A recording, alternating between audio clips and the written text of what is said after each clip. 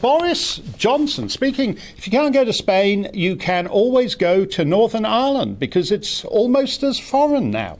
So Boris Johnson was in Belfast and it was reported as a big deal, almost as big a deal as when he was in Kiev. De jure, the Prime Minister visiting Belfast should be no more exciting than the Prime Minister visiting Bath, Birmingham or Billingsgate. But one weird side effect of the Northern Ireland Protocol is that the PM setting foot on British sovereign territory is now passed off as a kind of state visit to some distant land. This sort of thing catches on. I was reading The Spectator and it had some useful facts in there. For example, there's been, quote, a 50% rise in Ireland's exports of goods to Northern Ireland versus 2018, filling a hole left by British exports. So because Scottish, Welsh and English manufacturers have been forced to withdraw from Ulster because of that super hard border in the Irish Sea, it's been a bonanza for those on the southern side of the soft border within Ireland itself. But look at the words Fraser Nelson chooses there, a hole left by British exports. Britain doesn't export to Northern Ireland. We're part of the same country. Yet even unionists such as Mr. Nelson have subliminally absorbed, at least linguistically, the logic of the protocol, that this corner of the Union is now sufficiently foreign that we have to export things to it. Baroness Hoey is a doughtier defender of the Union than many of our ministers, and it's great to have her back. Kate, the whole point of the Belfast Agreement, whatever one feels about it from whichever side, is that it was supposed to maintain the constitutional position and not let it drift in one direction or another. And in fact, since Brussels got mixed up with it in this last couple of years, it's drifted faster almost than at any, well, yes, I think almost than any time since the Irish Free State came into being a century ago. I mean, it's really been fast-tracked out of the UK.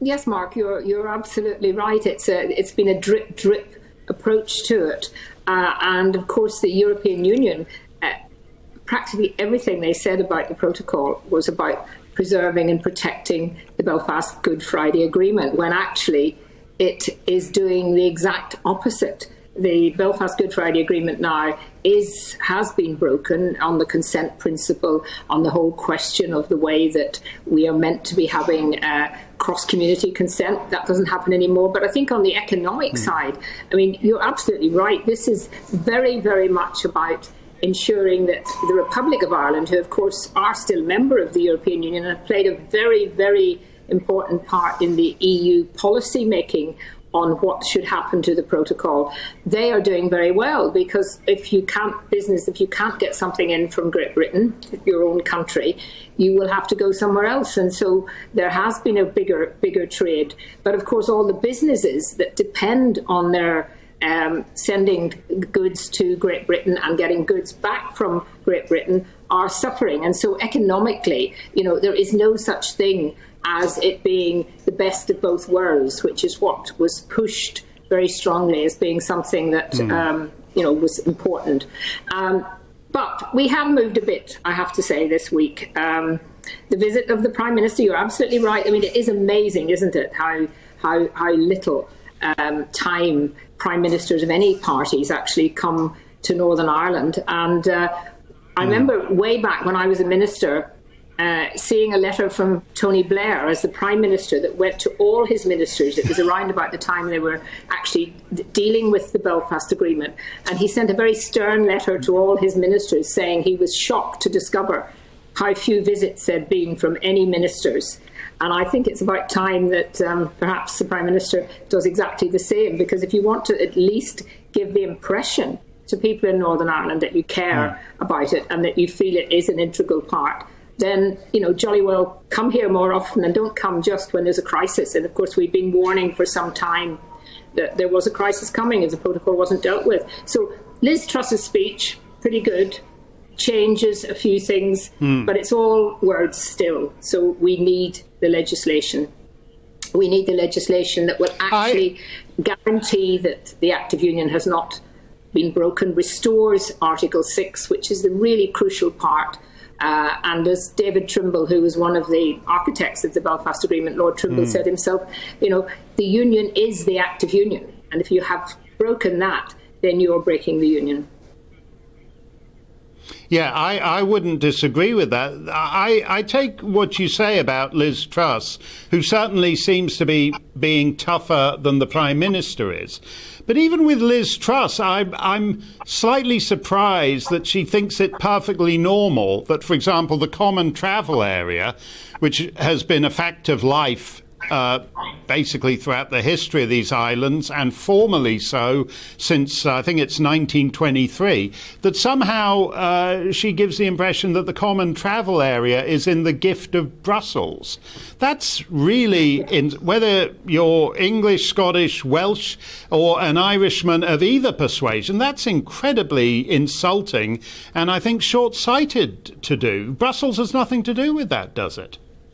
No, and the common travel area, which involves, of course, the Republic of Ireland as well, has been going for a very, very long time, and was one of the guarantees that came out as again to that it would not be changed. I mean, I get quite annoyed sometimes that we see a huge amount of criticism of our government and of Britain from the Irish government and from Irish members of their Parliament.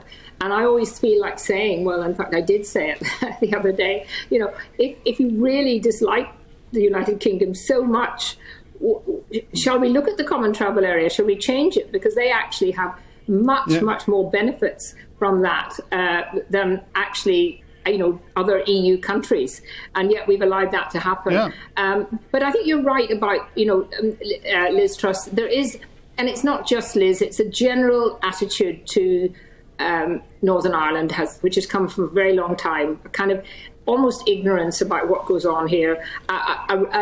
Always a willingness to support the Irish government and what they're saying instead of sticking up for British citizens in Northern Ireland. So I think the fact that devolution has stopped at the moment, there is no assembly, and the DUP and the TUV have made it very clear they're not going back into government until the protocol is dealt with. The legislation has to be tabled, the legislation has to be enacted, and then I think we might see some way of getting back a devolved assembly. But at the moment, there is absolutely no point in getting an assembly back when the protocol still is there, dividing up our country and making all those unionist members who dislike it and oppose it, every single one of them, have to implement it. Yeah, no, that's correct. What's fascinating to me is there are now that the UK's gone, there's whatever it is, 27 countries, 28 left in the EU. An awful lot of countries going all the way to the Ukrainian border, but 20% of its border checks are now in the Irish Sea. In other words, they're not joking around here. They're actually putting the screws to us good and hard that they don't do on any other frontier of their empire. Yes, you're absolutely right. I mean, it has been used as a battering ram against the United Kingdom for leaving Brexit. We all know that, but also, they have made it much harder than was implied in the original protocol. They have shown no good faith, they have shown no flexibility, and they have just continued to not allow Maros Sefcovic, even if he wanted to renegotiate and change things. He has a very narrow mandate, and that mandate has not been able to change, which is why Liz Truss got, I think, incredibly frustrated, because all the talks were leading nowhere. So I hope that apart from the legislation coming through, Article 16, which was what should have been invoked about a year ago, will also be invoked at the same time. So the European Union needs to know the government is serious. And quite honestly, I don't think the Prime Minister this time, having really promised that there would never be an Irish Sea border, having promised all these things, this time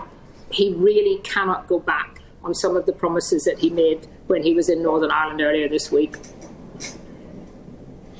No, that's true. And I hope he recognises the urgency. I think things got worse in letting it go on so long that Sinn Féin had such a cracking night in the elections a week ago. And I think, you know, if he lets it go on until Sinn Féin have another good night in Dublin, down the line, then things are only going to get worse. There's an urgency about this that I worry sometimes he doesn't get. But thank you very much, as always, Kate Hoey. We're going to stay on this story because there's nothing bigger.